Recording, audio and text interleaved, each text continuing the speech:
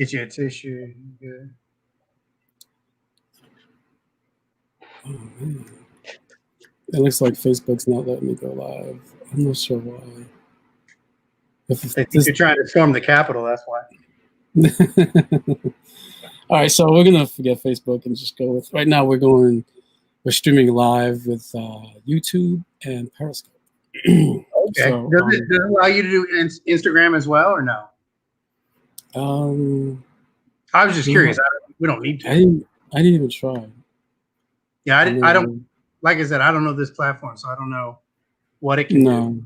I don't see anything for Instagram. That's too bad. I love Instagram. Well, I mean, it's all good. Yeah. Anyway, I could. I think I'll be able to download this later and add it to. All right. So, hey everybody, what's up? This is Newton, creator of Crescent City Monsters. I'm here with Chris Thayer. Did I pronounce that right?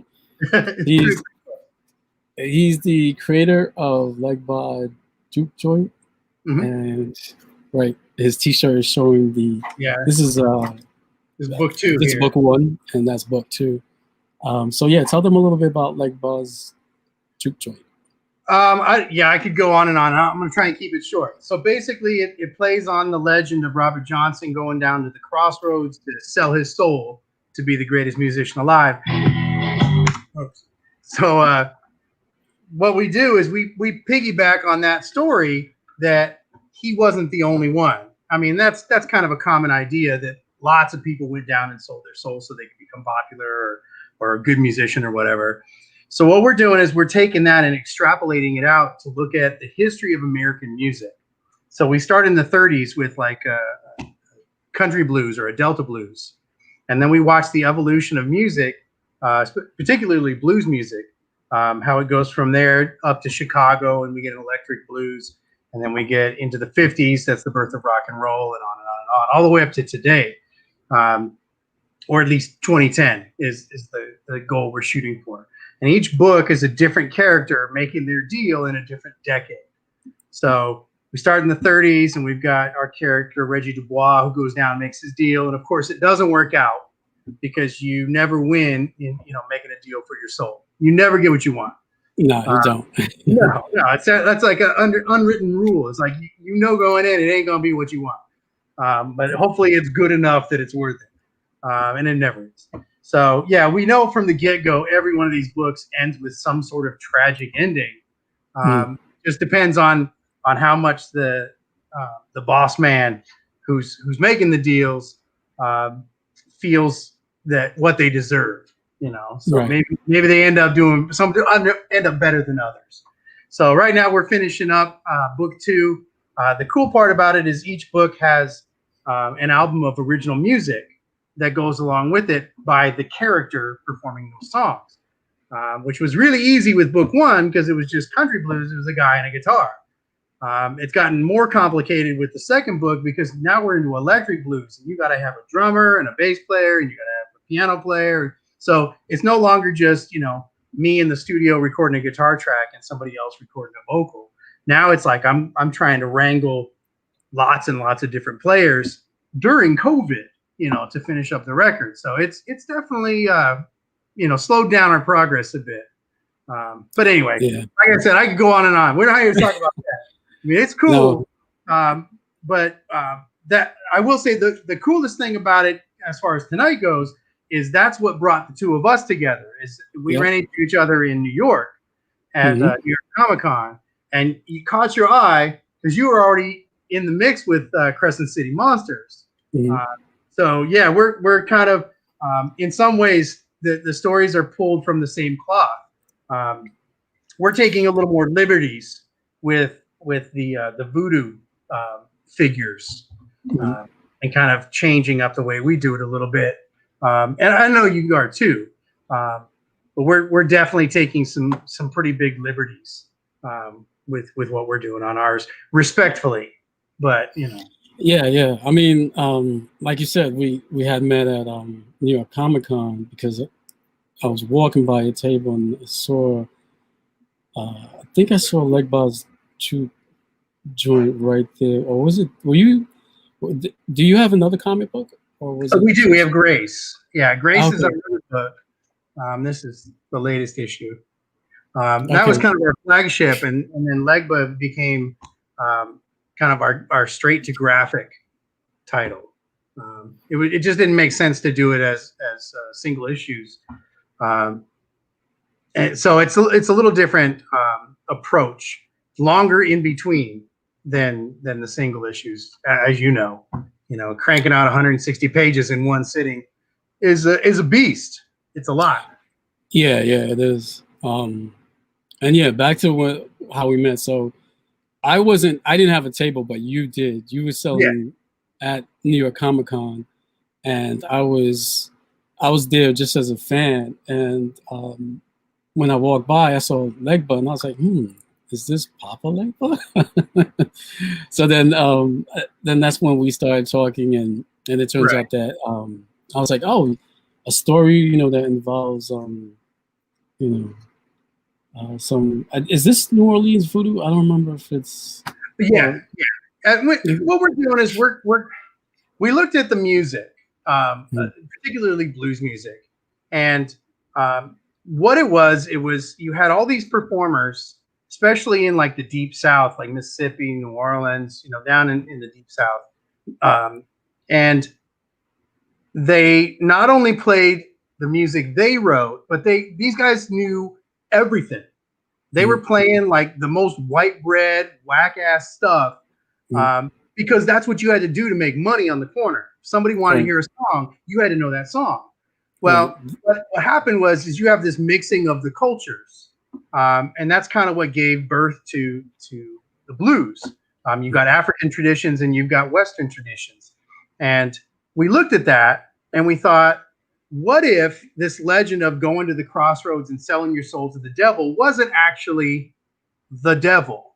What if it was Papa Legba, because he is the trickster god in the voodoo religion, but he's also the gateway to the spirit world.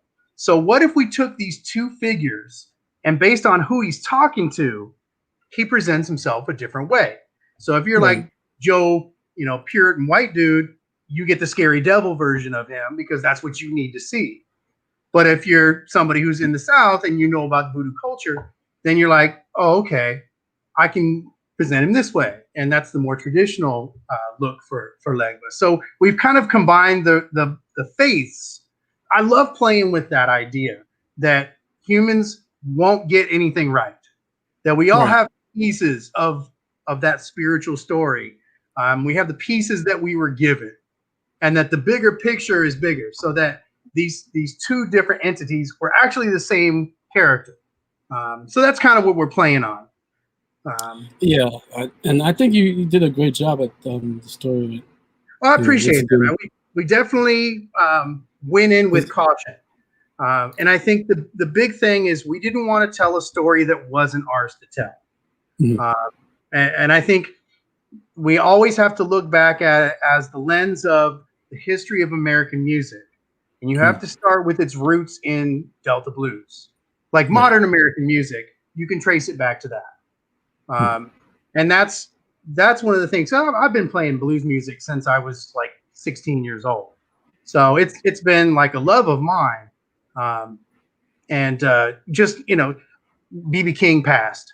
And I went to work the next day and I was really bummed out. I didn't know B.B. King. I saw him a few times, but we weren't like friends or anything. But it really bummed me out because it felt like here's the end of an era. So my students are like, "Why are you so sad?" I'm like, "Well, B.B. King passed," and they said, "Who?" I'm like, "How is this possible? This man is not Muddy Waters. He didn't die before you were born. He died yesterday. You should know who he is. He's an icon of American culture." So that kind of lit the spark for this. Like, how do I give back in a way to the music that has provided so much for me, emotionally, creatively, financially. I had to do something to try and preserve the legacy. Now, I don't know that it's my story to tell, but I think if you look at it from the bigger picture of everything started here, and this is what came as a result. I think that's the story we're trying to tell, and that's why it's 9 books. Yeah, we're on book 2, but just like the music crossed over in the 50s to Elvis and Jerry Lee Lewis and those guys, that's what's going to happen in our book, and that's a little bit of a way for me to kind of pay my penance, because I kind of see myself as that guy coming into that blues culture as sort of an outsider. And though I treat it with great respect, I still have a little bit of that guilt. Like, am I supposed to be doing this stuff? I mean, I've devoted a lifetime to it at this point. Yeah, I think it doesn't matter, just as long as you keep it real and honest, and you. Well, we treat it with great respect. Yeah, exactly. So I think just as long as you do that, you're good. And and we make sure in the back of each book, it's like, hey, if you like what we did, that's cool. Now go check out the real stuff. And that's part of the purpose of this whole series. It's like, hey, when I started playing, it was all about Stevie Ray Vaughan and Robert Cray and all of those guys in like the late 80s, early 90s. Once you hear them and you fall in love with them, you go, oh, wait a minute, who'd they listen to? And then you kind of trace it back, and then who'd they listen to, and go back further till you get back to these original guys like Robert Johnson and Lead Belly and all these players. So that's hopefully what this does, is it brings the music to not just new generations, but new cross sections of society that wouldn't know anything about who Muddy Waters was, or Howlin' Wolf, or Robert Johnson for that matter. So, I mean, I don't know if it's a lofty ambition, but I don't know. I feel like it's something I needed to do. No, that's great. I mean, you got me started on it, so I was like, No, it's absolutely great. That's what I mean. If you're out to do something, you just aim high. Yeah. That's the best approach to take. And what's that expression? How does that expression goes? Aim for the stars, and if you don't make it, at least you'll be among the moon, something like that. Yeah. So, that's what we're doing. We're definitely, going big. And this book has been quite the challenge. And I kind of look forward to getting back to Grace, which is kind of a single issue, sort of simple, straightforward, kind of easy story to tell. There's no research in Grace, not really. Whereas I'll spend 6 months researching the next book, and all the people that it's kind of loosely an amalgam of all these different historical figures. Research is an important part. I'm sorry, go ahead. No, I was just saying, so back to the music, that's one of the reasons why we started this live stream here, right? Not only do we there it goes. Yeah. So in our comic books, not only do we touch a little bit on that magic and voodoo, we both incorporate a bit of music. I think you more so than I, but my main character is but yours definitely goes way beyond that point. It's sort of in there as an undercurrent of the book. I think that's cool. It's very cool. Yeah. So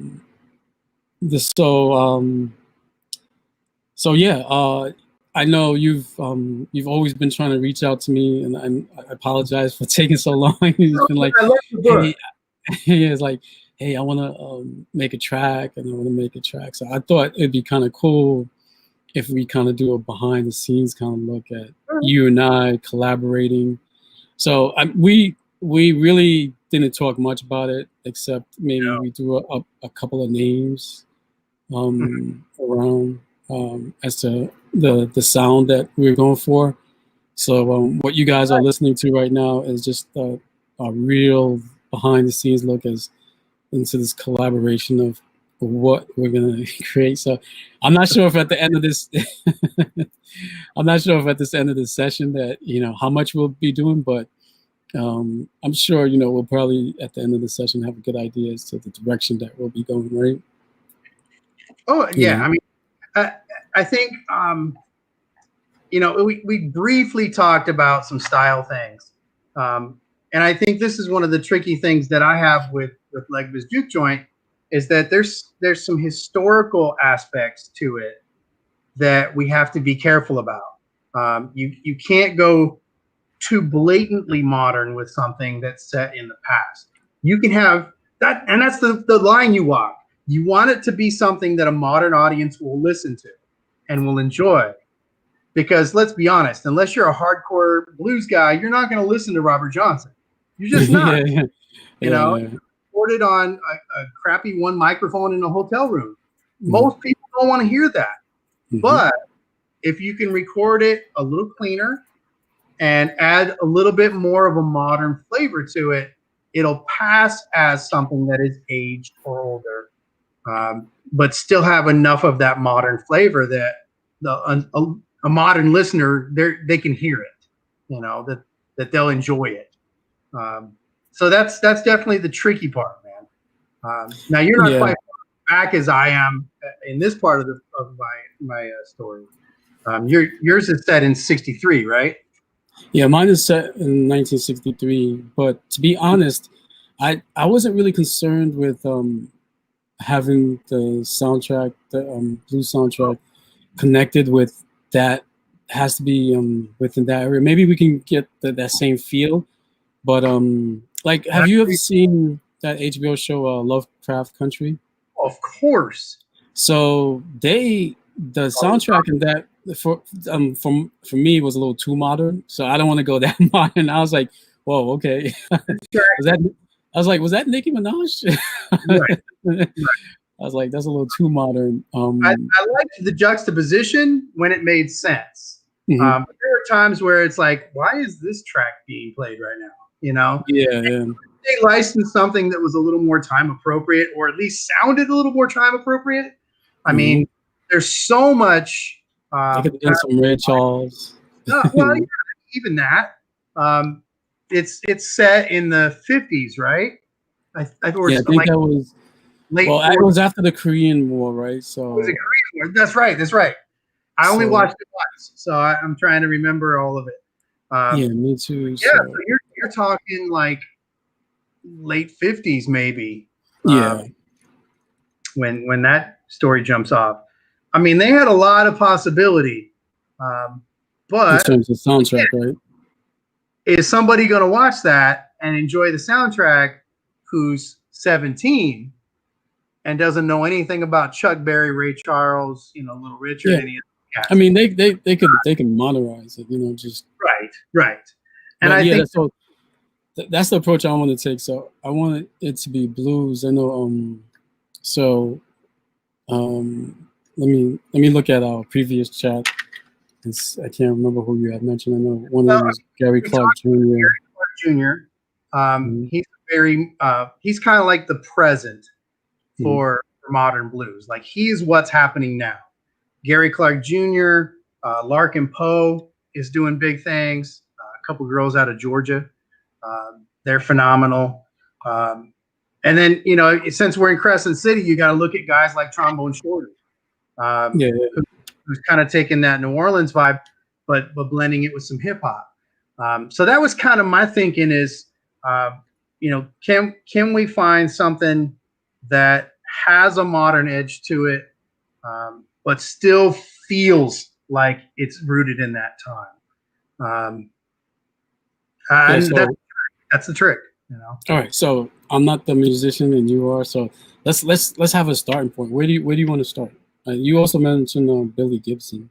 I threw down a couple of things. I was playing with a little bit of the New Orleans vibe because obviously that's central to the story. And there are some things about that New Orleans style. I started looking at some of the New Orleans musicians, both past and present, and seeing if there was something we could pull out of that.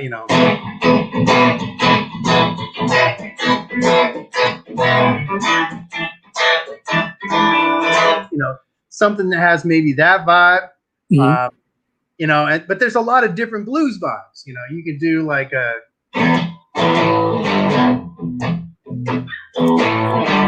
that's a little traditional.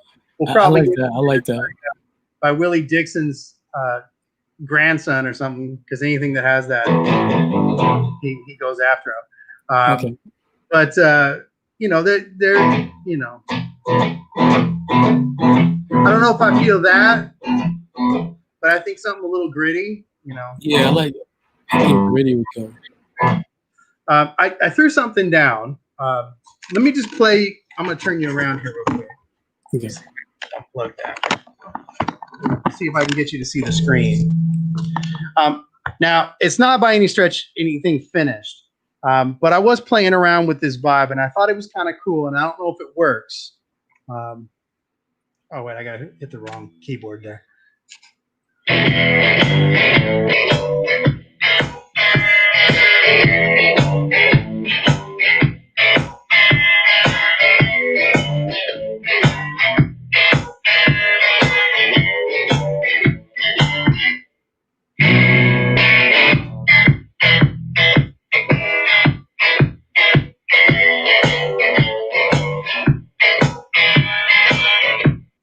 Yeah, let me skip ahead a little bit. We've talked about the song in the book, and we don't have to use this. And again, I was just playing around. So if it ain't cool, that's fine. My feelings won't be hurt. But I started playing around with like a little chorus thing. I want my freedom. Oh, yeah.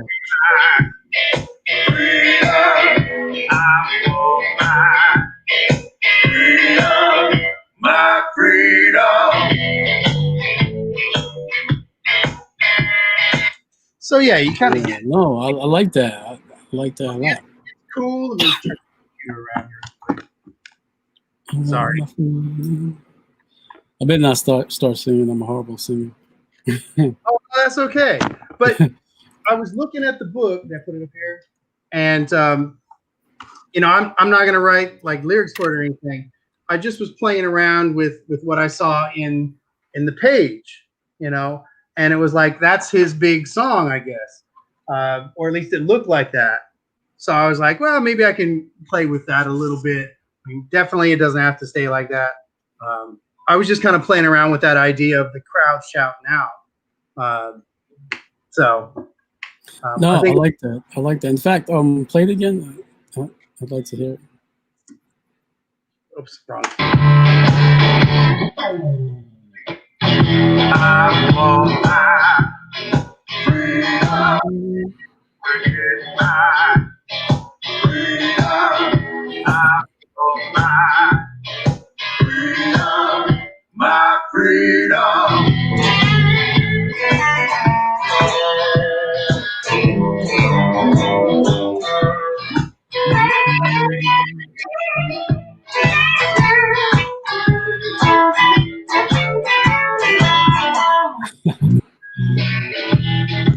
So yeah, I mean, I played around with the grooves, but that one sort of jumped out, and I just used some really simple bass and drum, like I don't know what you call samples. I've been doing a little more of that kind of stuff. Obviously, I have a full drum set, and I'm ready to record like that. And what I've been doing a lot lately is doing a hybrid of kind of keeping that kick drum, which is a real modern, you know, driving, and then I go in and lay the top with real drums. So it has kind of this hybrid feel of like it sounds like it's electronic, but it also sounds like it's live. So yeah, that's dope. You know what? Real quick, I'm gonna share my screen and show people that scene that you were showing off in Crescent City Monsters. Oh, it's a cool scene. As soon as I saw that, I'm like, this book is badass. And then it just gets crazy from there. You know, like that's the beginning of the book. And by the way, can I mention how beautiful the artwork is on this book? Like it makes me cry. It's so much better than what I do. He's phenomenal. Shout out to Gene Carlo Bernal. He's an amazing artist. It is phenomenal. So I'm going to share my screen. It's hard for me to see, but can you see? Yeah, you see that? Yeah. So this is the beginning of the the scene here where they start to sing. And so this is Jonas, the lead character, and this is members of his band, and this is the scene that we're talking about. And here you see where now that's they the have other freedom. thing is he's only got a 3-piece band. Mhm. So whatever I was doing, I wanted to keep that in mind.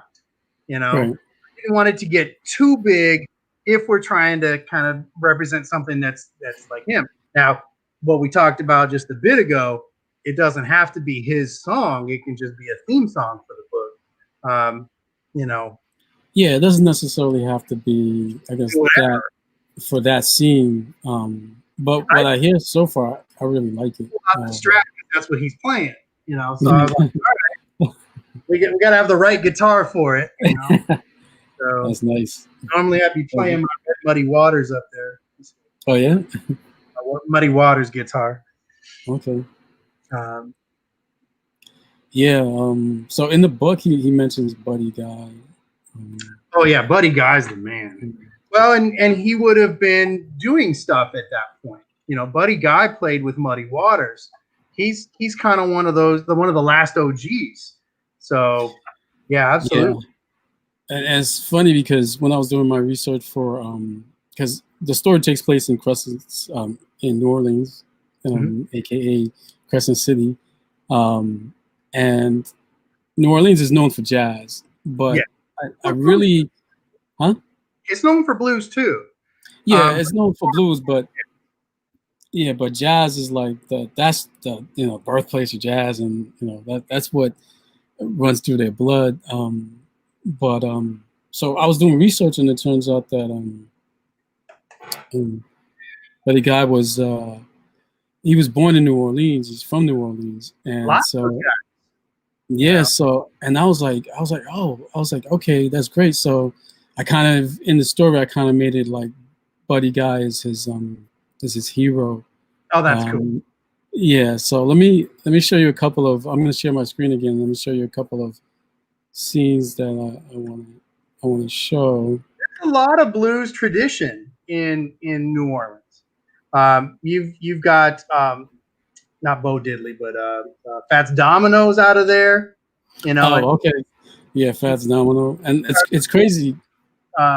You know, even like Chuck Berry, he's not from New Orleans, I don't think, but it's like way down in Louisiana, back in New Orleans. You know, you got that. You got Baby, Please Don't Go. Baby, please don't go. Baby, please don't go back to New Orleans. You know I love you so. So there's a lot of that tradition. Yeah, absolutely. Modern guys like Dr. John and those cats. So I mean, one of the interesting things is that so I took a clip of Buddy Guy, and this here is like I told Gene, like, okay, I want you kind of to make him have that Buddy Guy look, and at that time right, Buddy Guy had that big like hair, and this is where that's from. And that was like Buddy Guy in like his early 20s. Right. So that's where Jonas's look was kind of inspired from.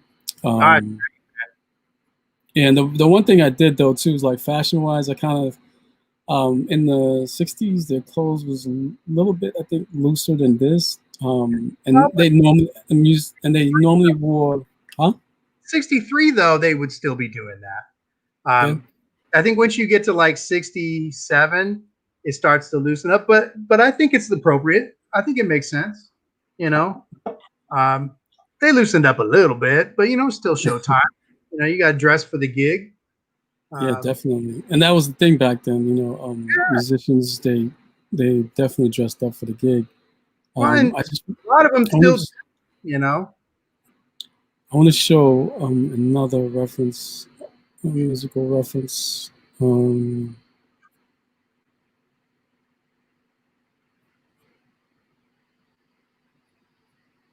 Okay, here it is.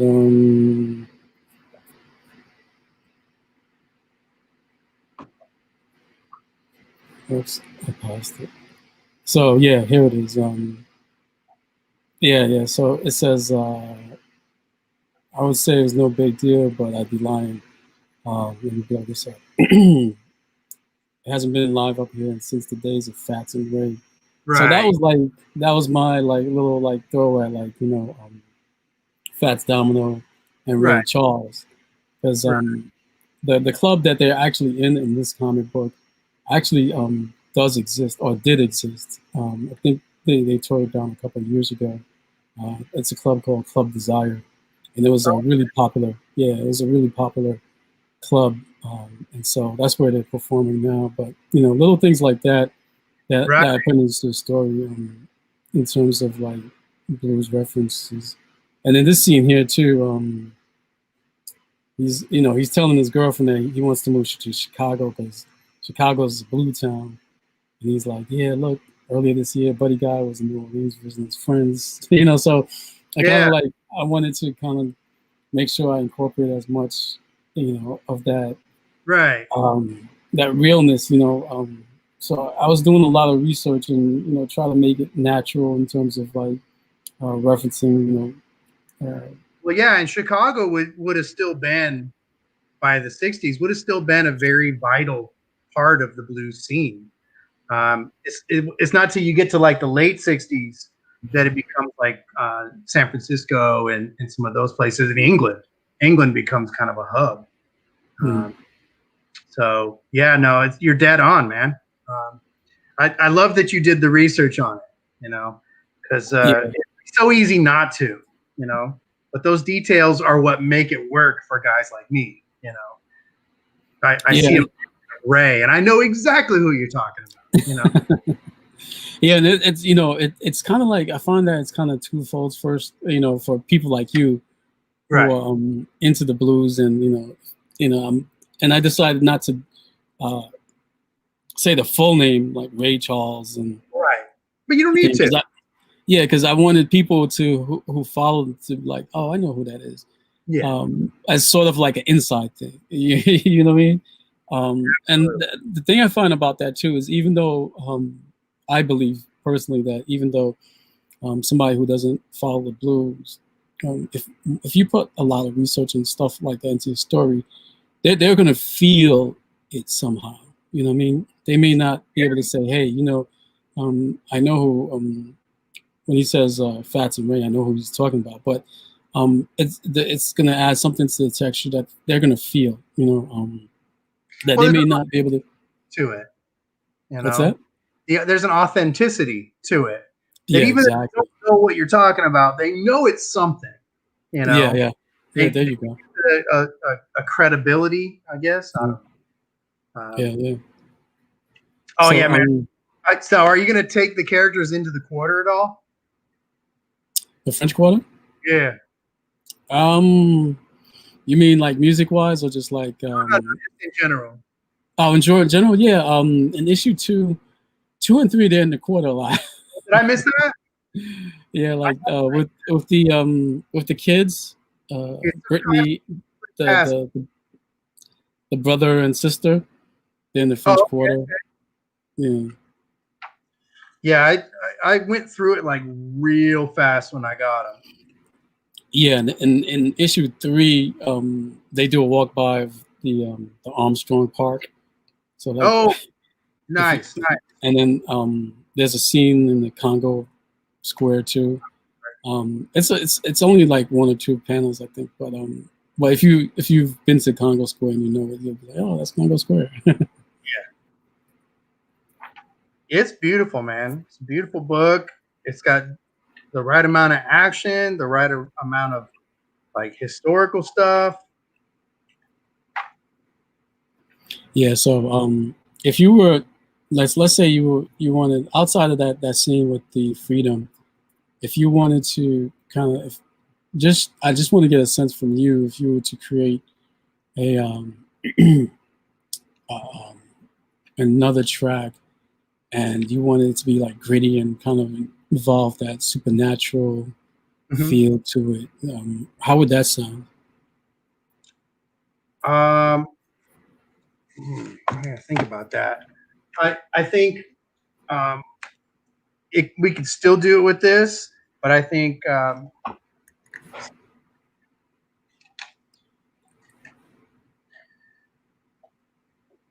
well, I mean, I did throw something else down. Let me see if that's even worth listening to.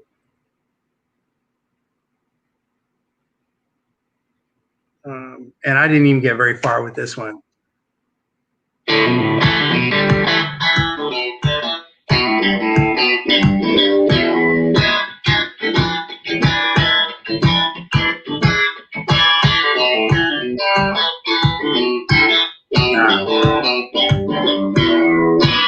I mean, it's a cool riff, but that doesn't fit. It's not doesn't have that gritty. I abandoned it almost immediately. I got maybe 30 seconds in and went, no. Yeah, I mean, it could be anything, you know.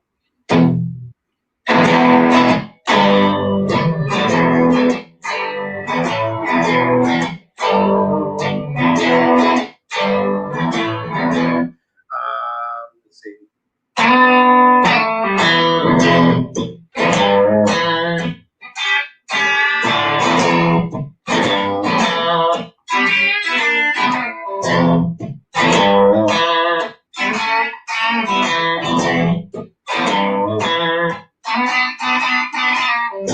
You know, it could be. I like that. It sounds like it would need like I don't know, like an organ. Like, I mean, I've got everything here. You know, I got lots of stuff, but it's just a matter of a lot of times what I'll do, and I kind of learned this from, I hate to admit it, from John Mayer, where he hears a song that he really likes, and he thinks, I want one of those. Now, he doesn't copy that song, but he copies the vibe. Oh, okay, I see. I think that's kind of what guides me a lot. Is I'll go, you know what song I really love? I love that song. I don't want to copy that song, but I want to capture the emotional core of that song, you know, and that's a lot of times what I'll do if I'm trying to find a vibe, you know. So it just sort of you know, depends on what vibe we're going for, and sometimes I'll start with like a drum groove or something, you know. Let me go back to this other one.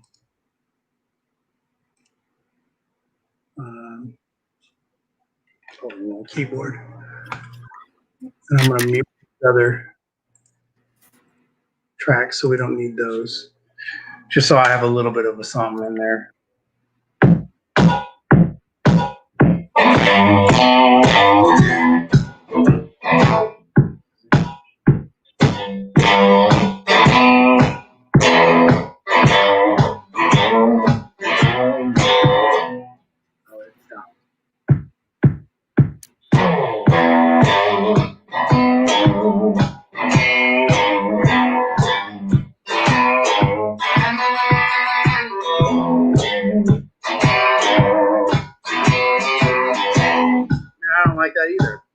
No, you know what? I like that. That, I mean, the heavy, come along with the thing.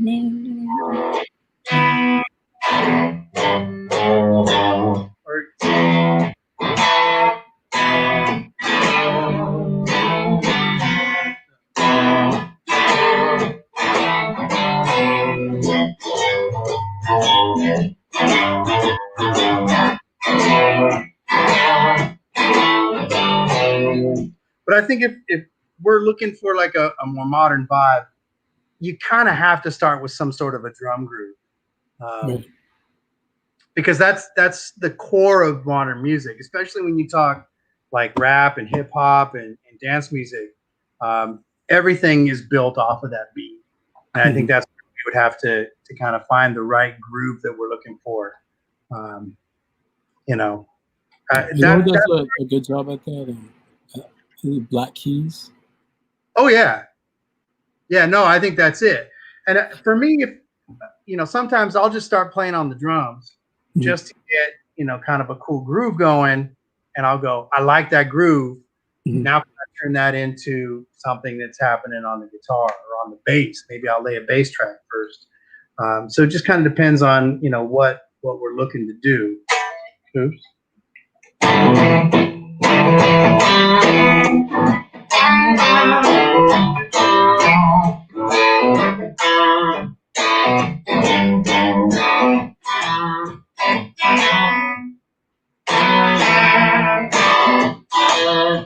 Yeah, I mean, we're sort of. I just need a little bit of direction or some sort of maybe a rhythmic groove that'll spark something, and that's kind of where it is. I like that heavy drum right tune that you were playing before. That I really like that a lot. Actually, and a lot of the stuff that you've been playing so far, I think if we had some special sounds like the howling of a werewolf, Well, like I said, we're sort of unlimited on what we can do because we're not trying to stick to that 1960s sound. Although it would be nice to keep some of that,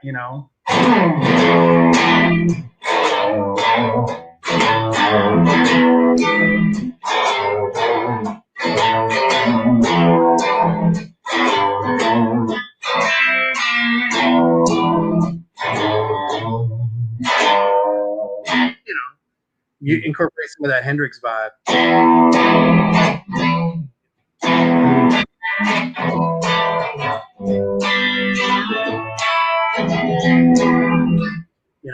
Somehow incorporate some of that maybe would be cool. Yeah, definitely some that because But I think the key is the groove. I think the key is the groove.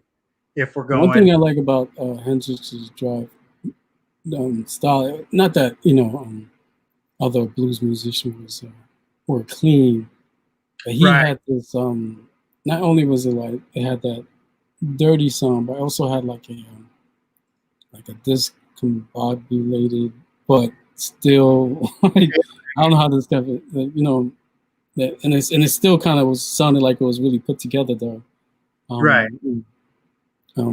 I guess because it's the 60s and 70s. Well, he was 70s, right? Well, I mean, he rewrote the rules.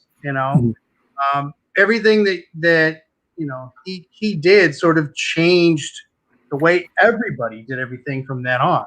Not just in his playing, but in his recording techniques too. I mean, he did stuff that like the Beatles listened to and went, "Oh, okay, that's cool. We should do that." And vice versa. They vibed off of each other. Yeah.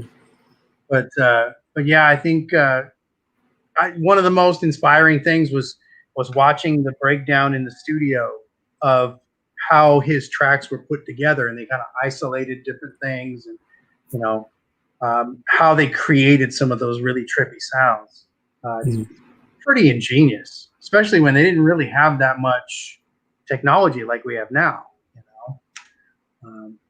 Let's see what I got here.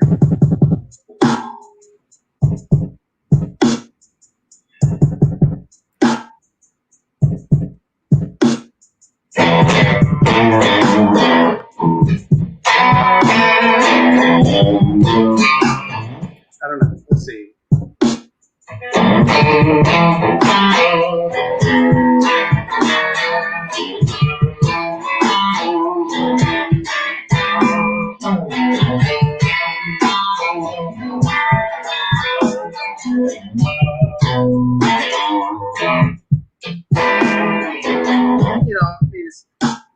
I would probably noodle around with with his groove going on, or if that's not a cool feel, we'll go back and try that again.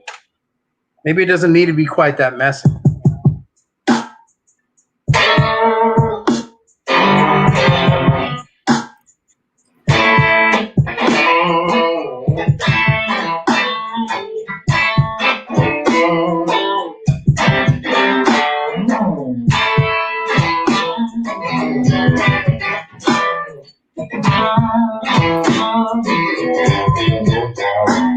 I don't know. I mean, yeah, it sounds like maybe the drums should be a little bit faster. Yeah. Let me close that.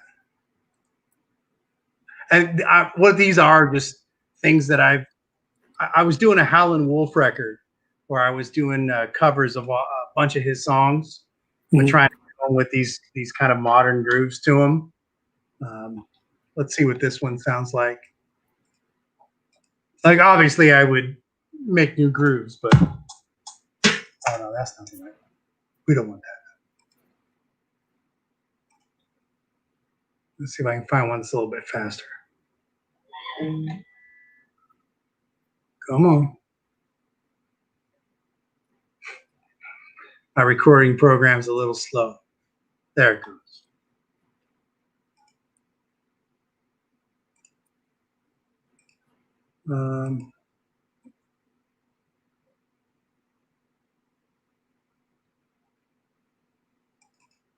Let's see what this one sounds like.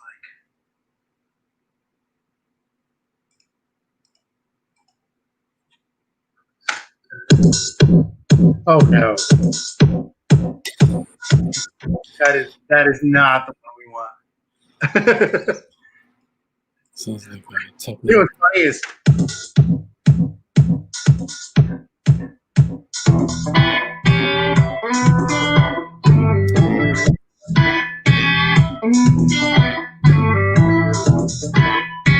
it's an old Howlin' Wolf song, but is it? Okay. Sounds a little bit like funk.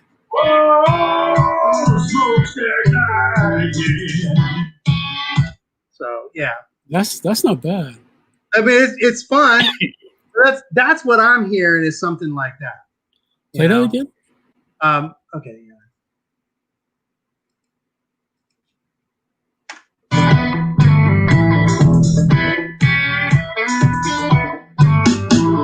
Whoa, smokestack night again, shining just like gold.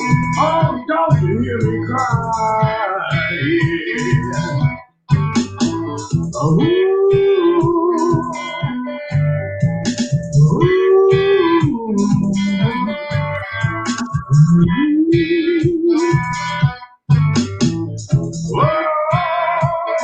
But you know, it's like it's cool because it's got a little bit of complexity, but it's really pretty simple and straightforward.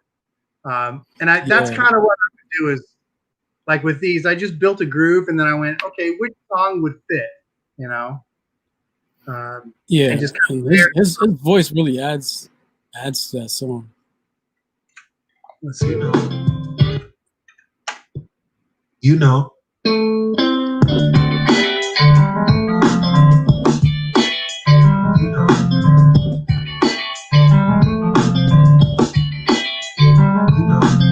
But I mean, if you strip it down,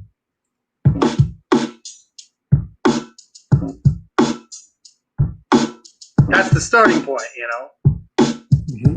It's a little square, but it kind of fit the vibe of what I was going for. And again, these are all Howlin' Wolf songs that I'm just putting, you know, kind of modern drums to and modern grooves. See if I got other stuff in here. So that's what I would probably do is just kind of start with a cool groove. And even if you had a tune that was like the right tempo or a similar vibe, like some of these things, I was listening to Lizzo and I'm like, oh, I like the tempo of this one. And then I just kind of like walked away from it and made sure I wrote down, you know, the speed and went back and came up with a groove that was different, but the right tempo, you know, if that makes sense. Okay. No, that makes sense. Let me, I don't want to copy. I don't want to be Ed Sheeran and rip off Marvin Gaye. But, you know. Let me play you one of the tracks that I like from Gary Clark Jr. It's He really he doesn't do a lot of fast stuff. He really leans into them heavy grooves on a lot of, especially the first record. Right.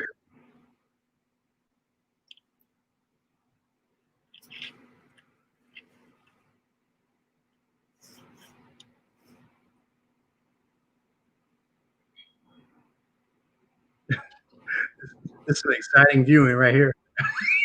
What's up? This is exciting right here. Yeah, well, the magic of editing. Maybe disconnect from. I'm trying to disconnect from this. Put it down.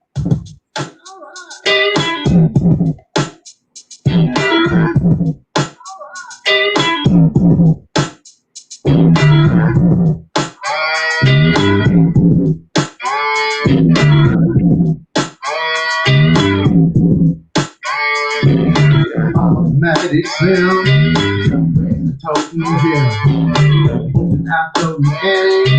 So yeah, I mean, I think there's a lot of room to kind of pull on those modern sounds.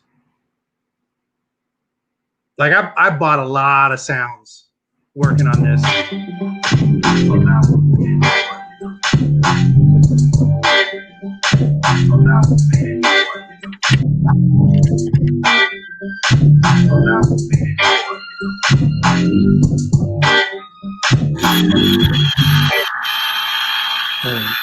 Can you hear this? Yeah.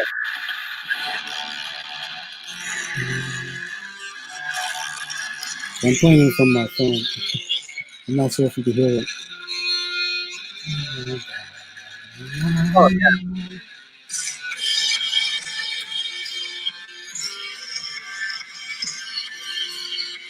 I like this song because it does sound supernatural. I'm not sure what about it does. It's gritty and it's dark. You know. If you like that tempo, like I can write that shit all day long. Oh yeah. that tempo is like right in the pocket, and I love doing that stuff. And actually, right now that stuff is kind of hot because you'll hear that on just about every TV show out there. You know, whether it's a cop show or Lucifer was a really good show for that kind of stuff. They would tap into tunes like that. So if that's the direction you want to go, like we're in business because I can do that all day. But, yeah, that's what I like.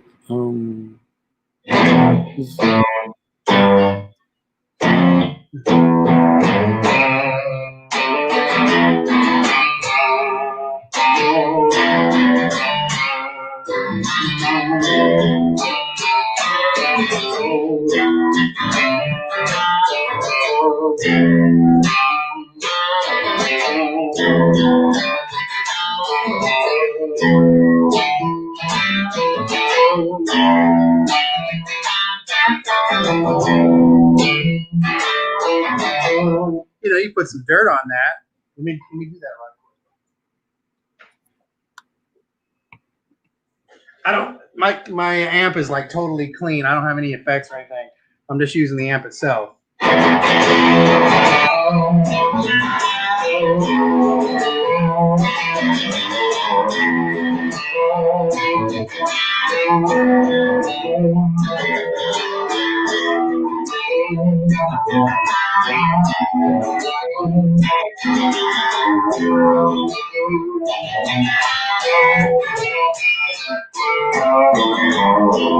know, I mean that stuff all day long. Yeah, I'm feeling that. That's the direction I think. That I can do no problem. I mean that's right in my wheelhouse. So that makes me feel a little better because I wasn't sure which direction we wanted to go. If you want something that's real gritty like that, and, you know, we can throw some kind of layered sounds and some sound effects like vampire drinking blood. In the past like 6 months, downloading like crazy sounds and cinematic sounds and drum beat sounds, and you know, I'm not necessarily a programmer, but I love using that kind of stuff. You know, and at some point I'm going to do like a score for a short film or something. And, I just haven't really messed with it. You know, I did a Halloween record, just Halloween music, for for what do they call it, a hayride. You know, it's haunted hayrides. And I did like a full album of songs that had like weird sound effects and and it's dope. It's a lot of fun, you know. Mm. I was out there banging pieces of metal together to get sounds, and scraping stuff on the ground, and See, yeah, that's dope. Because that gives it a nice gritty feel, yeah, man. There's like I was saying, there's with having like electronic kick drum, but with drums on top, it makes it feel a little more live, but it still has that kind of synthy vibe to it as well. Nice. So yeah, I'm picturing like what you just played with some drums, some Oh yeah, sound effects, and really good. I think that's it. You'll have to post this so I can find what I did, because I was just making up stuff, and it may not end up being that.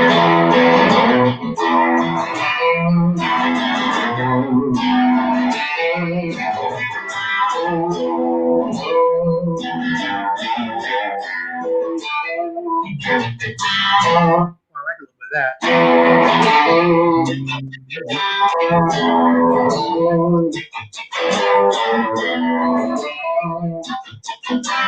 little bit of a Rage Against the Machine vibe in there.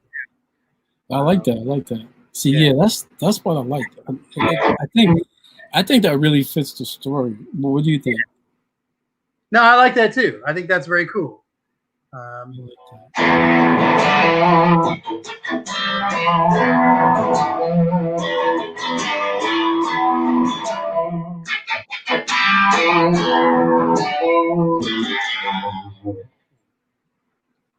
Yeah, and that kind of sound even works for the action scenes. The action scenes. When he's fighting the zombies and the Right. and what. I think that would work. Yeah, that'd be dope. I had a pretty cool experiment that I did on this recent Legba's juke joint, where she's got like her big song that was her the main character, and she redoes it 3 times throughout the story. So you've got the original, very 1920s female blues singer thing.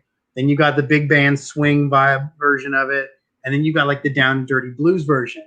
And it really has been a lot of fun, kind of taking that same idea and extrapolating it to other styles. And that's something that this could be. It could be slow, and it could also be kind of a fast thing. Oops.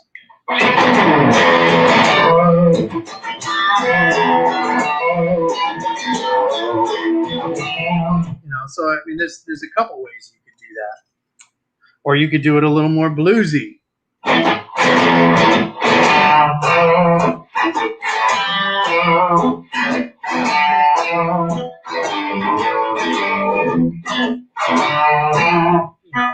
So it's like taking that same riff, but I think what we did before is probably the way to go.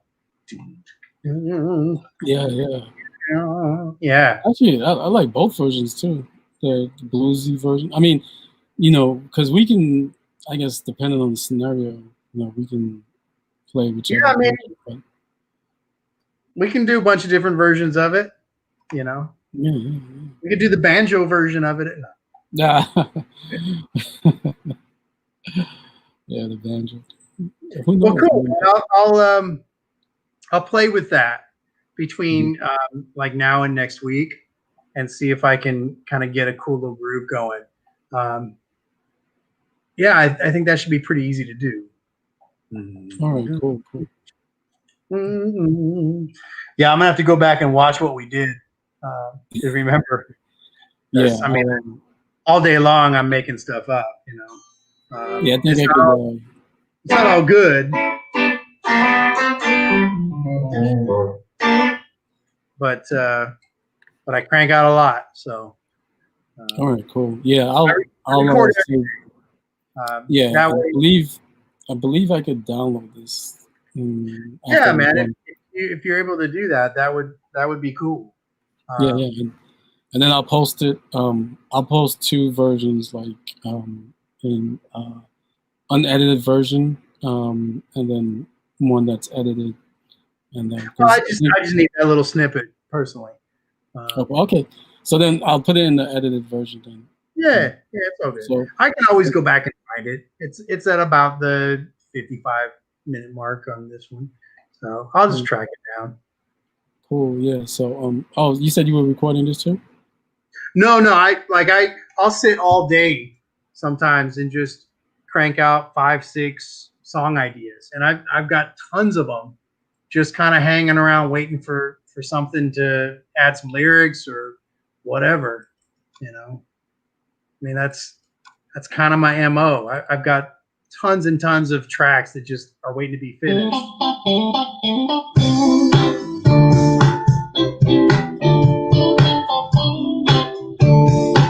It's not even a song; it's just a groove, you know.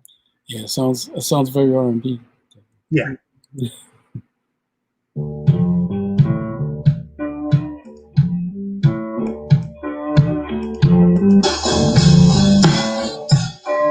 This is kind of similar to what we were talking about.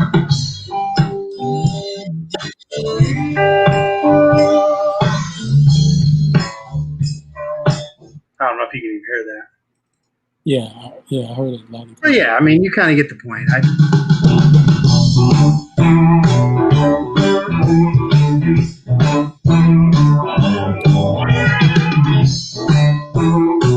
it's 3-4 minutes of whatever. At some point, I'll come back to it and I'll go, you know what? I know what that song is supposed to be about. It's about cabbage, or who knows? It's about breaking out of jail. I don't know. So yeah, I mean, every once in a while, when I get ready to sit down and do something, I'll just kind of go back through all the old stuff that I have stockpiled and go, that one fits what I'm trying to say, So. All right, cool. So I think the riff that we came up with is pretty dope. I think that could be cool, and we can expand on that and see where that goes. And you got to start thinking about what you want it to be about, what you want it to say. If you want it to have words, I mean, I would assume you do. Yeah, I wonder if I could use clips from the dialogue, take little snippets of the dialogue. Yeah, I think that's a good place to start. If you could find like some general theme or something within the book, it might even be in the first few pages, that theme. Mama, Yeah, book. It should have something to do with New Orleans. New Orleans.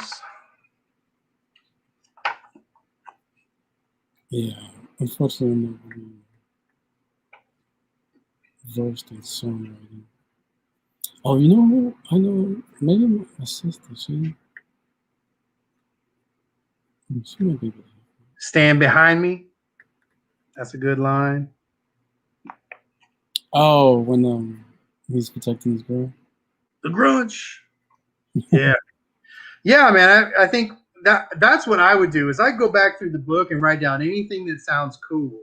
Like it could be, the main theme or the idea of the song. Yeah, cool. Yeah, I think the idea is there somewhere. You just got to go through it and really kind of look at. And I do that when I'm coming up with album titles. I'll go back through all the lyrics of the songs on the record and go, okay, does anything that I wrote kind of describe the whole record, And maybe it's the song title, maybe it's just one word in a song, maybe not. But a lot of times I like to do that. I think you've written a really cool, compelling, interesting story.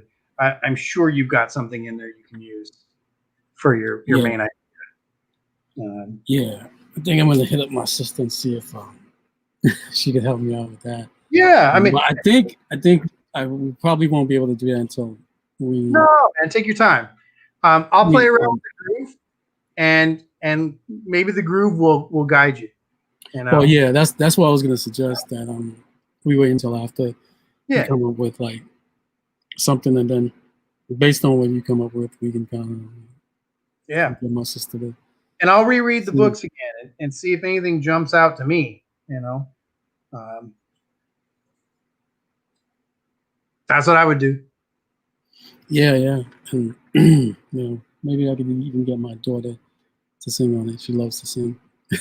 Yeah, man. Make it a family affair.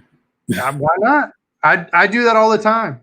My kids don't even like to sing, and I make them come out and do it. But do you usually like auto tunes with them? Sometimes, yeah. Or I'll sing the part I want them to sing and just have them sing along with it. Mm-hmm. And I'll just have them record just that line or whatever. Oh, that's cool. Yeah. Yeah, man, there's ways around it. Especially with this tune, how old's your kid? My daughter who likes to sing, she's gonna be 17. Oh, shoot. Yeah. She could probably wail too, huh? Yeah, she likes to wail, but not too hard, Okay. But she definitely likes to, go up there. But I don't think she likes to wail too hard. She won't go like Mary J. Blige. No Etta James in there. Yeah, but she does like to bring up there. She's she had a lead role in one of our school plays. And she was really good. Oh, cool, man. Yeah, my daughter did that too. She was in Rent. Oh yeah, okay, nice. One of the characters in Rent for her high school.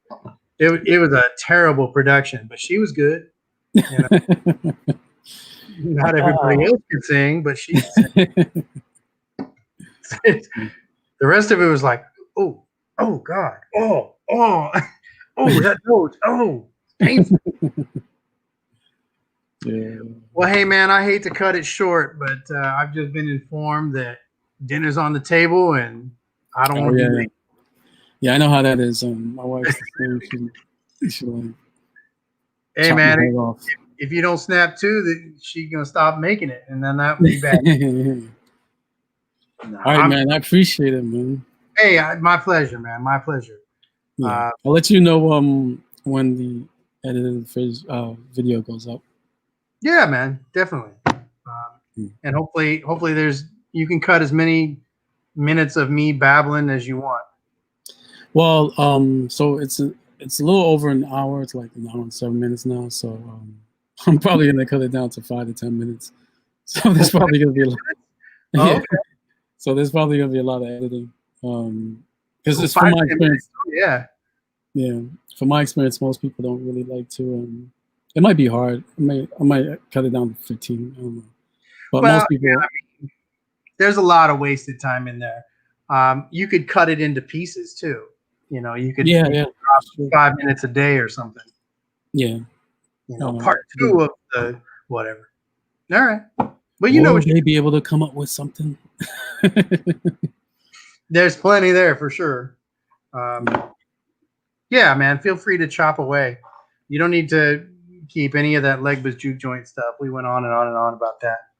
No, I want to keep some of that because that's we're comic book people in this audience. Right. So I definitely want to keep some of that. Well, my hope is, man, that we get this track recorded and cool, and then we do a panel at New York talking about incorporating music into comics. Oh yeah, that would be dope. That would be dope. Do you do Clubhouse? We'll get DMC to come in and do it with us. Yeah, DMC, maybe one of the members of the Wu-Tang, because we've got a couple of comics.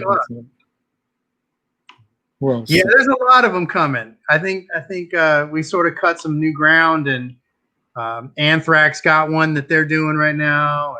Oh, nice. And I saw another one. Can't remember who it was, but I was like, damn, I just couldn't move fast enough to make a big enough splash before the big guys got involved. Oh. But that's all right. You and I are doing something different than they're doing, so it's all good. Exactly. We're keeping it indie. All right. Anyway, I'm not gonna hold you up. No problem. Enjoy your dinner. Have a good night. Catch you on the flip side. Yep.